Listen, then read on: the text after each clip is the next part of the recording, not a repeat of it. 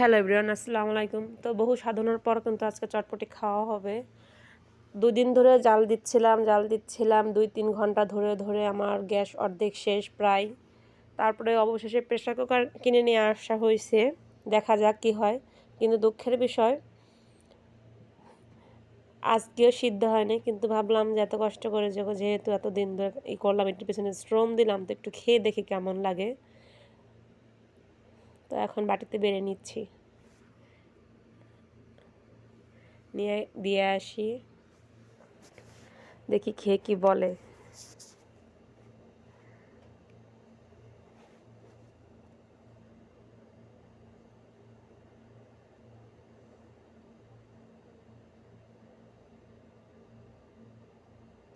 তবে খেতে কিন্তু অনেক টেস্ট হয়েছে। আমি একটু প্রথমে খেয়ে দেখছি। শুধু সমস্যা একটাই যে চটপটির ডালটা হচ্ছে সিদ্ধ হয় না। এটা জানি কোন জাতীয় ডাল আল্লাহ মাবুদ জানে।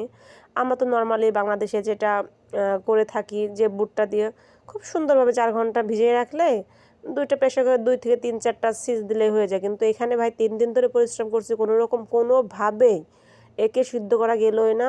তো যাক, আর এগুলো কিনবো না এখান থেকে। যদি কেউ আসে বাংলাদেশ থেকে ১ কেজি আনানো হবে। তো নিয়ে আসলাম, এখন দেখি কি বলে। ঘুমিয়ে আছে ঘুমের মানুষ, ওকে আবার ঘুম অবস্থায় ডাকলে খুব বিরক্ত ফিল হয়। দেখি কি করে। মুখের এক্সপ্রেশন দেখি বোঝা যাচ্ছে ঘুমে যত ভালো খাবার ঘুমের ডিস্টার্ব হয়। তো জোর করে উঠাইলাম, দেখি খেয়ে কি বলে।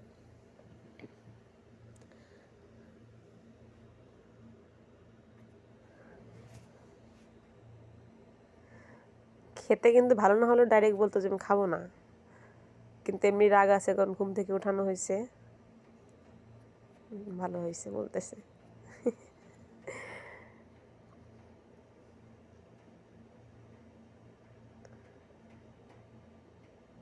খুব বিরক্ত ফিল হচ্ছে, কিন্তু ভালো লাগতেছে মুখের এক্সপ্রেশন, যার কারণে আমি হচ্ছে এটাই করে দিলাম।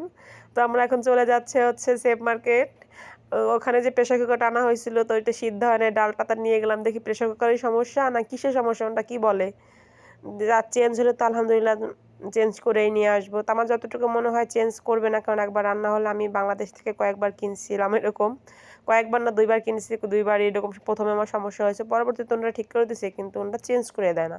আর ভিতরে যদি স্পট পড়ে যায় তাহলে তো কোনো প্রশ্নই আসে না। তো আমরা দুজন চলে আসলাম, কিন্তু খুবই বিরক্ত লাগছিল যে এরকম চেঞ্জ এত গরমের মধ্যে বেরোতে একটু ইচ্ছা করে না।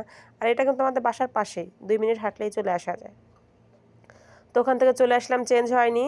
তো এখন আমরা একটু বিকেলের সন্ধ্যার নাস্তা, বিকেলবেলা তো বাইরেই গেলাম, আর চেঞ্জ করে দেয় নাই দেখে মনটা অনেক খারাপ, যার কারণে বাইরে কিছুই খাইনি আমরা। চলে আসলাম নাস্তা নিয়ে, কিন্তু বিষয়টা হচ্ছে কি, নাস্তা খাবে না সে। এর আগে কিছু খাবার তাকে দেওয়া হয়েছিল, তো বললো যে আমার পেট ফুল লোড, আমি খাবো না। তো আলহামদুলিল্লাহ চলে আসলাম আর একটা মার্কেটে। ওই মার্কেটে যাইনি রাগ হয়ে, এই মার্কেটে চলে আসলাম আর একটা, এটা হচ্ছে দাম্মামেরই, এই যে আপনার সুবেখার হচ্ছে, আমি মার্কেটটার নাম সঠিক বলতে পারবো না। তো ওখানে চলে আসলাম। তো অনেকে বলে ৫ টাকার মার্কেট, কিন্তু আমি ৫ টাকায় কিছুই পাইনি, সব কিছু আমার দাম দিয়ে কেনা লাগছে। তো একটা ফেস ওয়াশ নিবো, আমি ফেস ওয়াশটা নিয়ে নিছি অলরেডি। তো ভাবছি অন্য অন্য কিছু কিছু কাচের জিনিসপত্র নেওয়া হবে। তা আমি একটু ঘুরে ঘুরে দেখতেছিলাম। এখানে কিন্তু শুধু ৫ টাকার মার্কেটে জাস্ট, কিন্তু ৫ টাকায় কিছুই পাওয়া যায় না, সব কিছুই দামি।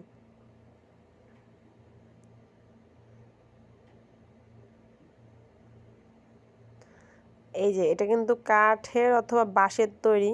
এটা কিন্তু বাংলা ১ পিস বাংলাদেশি টাকা প্লাস ১,০০০ প্লাস পড়বে। দাম কিন্তু অনেক এখানে। তবে এখানে জিনিসপত্র খারাপ না, আমার কাছে ভালোই লেগেছে।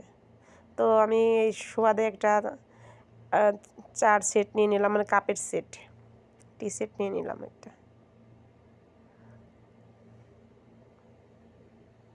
তো বাসায় এসে এদিকে রাত্রের খাওয়ার প্রসেসিং চলছে, কারণ সকালবেলা আবার খাবার তো নিয়ে যাবে, নাস্তা লাঞ্চের দিয়ে দিতে হয়। লাঞ্চের জন্য কিছু উঠায় রাখছি, আর রাত্রের জন্য আমরা ৩ জন।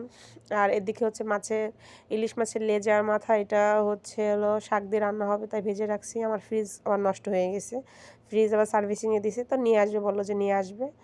তো এই মুহূর্তে আমি ভেজে রাখতেছি। আর এদিকে হচ্ছে আমি তরকারিটা রান্না করব, তাই পেঁয়াজটা একটু ভাজি করে রাখছি, যে পরে তার তরকারি নামানোর আগে এটা হচ্ছে আমি একটু বেটে ব্লেন্ড করে ওটা দিয়ে দিব ঝোল নামানোর আগে।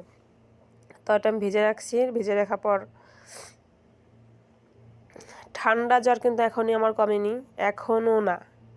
এসির বাতাস, আমি এসির ভিতরে থাকার আমার অভ্যাস আছে, কিন্তু এখানে হচ্ছে অলওয়েজ মানে অল টাইম এসি চলতে হয়। আর বিশেষ করে আমি তো দিনে অফ করে রাখি, আমার পাশের রুমেটা করে রাখি আর আমার রুমেটা অফ করে রাখি, কিন্তু রাত্রে তো অন করতেই হয়।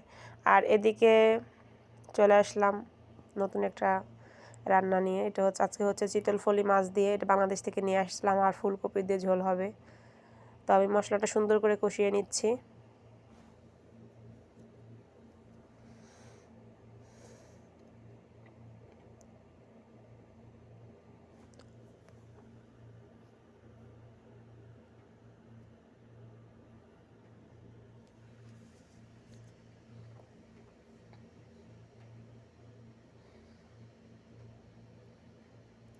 আমি কিন্তু পরিমাণে তেল একটু কম খাই, মশলাটা একটু কম খাওয়ার চেষ্টা করি। বাট যেদিন গোশ বা অন্য অন্য জিনিস হয় সেদিন একটু আমি মশলাটা বেশি দিই, বিরিয়ানি টিরিয়ানি হলে। কিন্তু নর্মালি আমি মাছের তরকারি যেটাই আমি সব ধরনের মশলাই অ্যাড করি, আদা রসুন, আদা আর গরম মশলা ছাড়া। যদি মাছ ভোনা হয় সেক্ষেত্রে গরম মশলা আদা দিয়ে থাকি, তাছাড়া আমি নর্মালি মশলা কম খাই। এদিকে কিন্তু আমি মাছটা সুন্দর করে কষিয়ে নিচ্ছি। বলছিলাম যে ভেজে রান্না করব না কষিয়ে রান্না করব, তা বললো যে না, ভাজা মাছ ঝোলের ভিতর দিলে ভালো লাগে না, আর আমিও ভাজা মাছ দিয়ে ঝোল খেতে পারি না। আমরা মাছটা সাধারণত কষিয়েই রান্না করার চেষ্টা করি বা কষিয়েই রান্না করি আমি। তবে আমার কাছে মনে হয়েছিল যে একটু হালকা ভাজিতে, তো যখন বললো না কষিয়ে রান্না করো, সেখানে আর কোনো কথাই আসে না। তো আমি মাছগুলো কিন্তু সুন্দর করে কষানো হয়ে গেছে, আমি এখন উঠিয়ে রাখছি। উঠিয়ে হচ্ছে আমি সবজিগুলো হচ্ছে আমি সুন্দর করে আবার কষিয়ে নেব।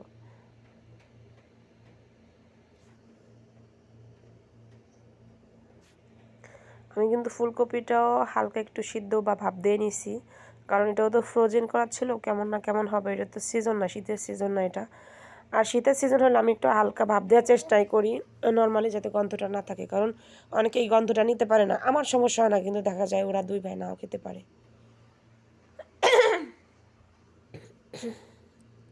আমার ঠান্ডা এত লাগছে যে আমি ঠিকঠাক মতো কথা বলতে পারতেছি না। তো এদিকে কিন্তু আমি মাছটা দিয়ে দিচ্ছি ঝোলের মধ্যে।